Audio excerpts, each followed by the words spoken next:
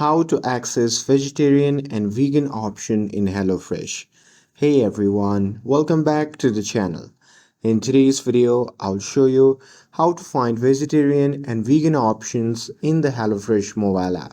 So now, without further ado, let's get started. So first thing first, open the HelloFresh app on your phone and make sure that you're logged in with your account.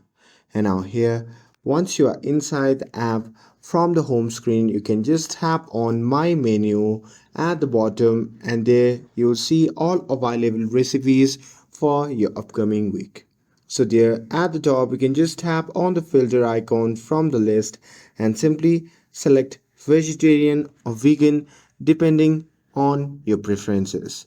And after that, you can simply tap on apply to see only plant-based option.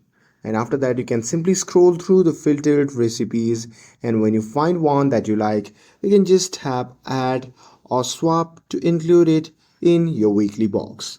And once done, you can double check your selection and make sure they are saved for your delivery. And that's it.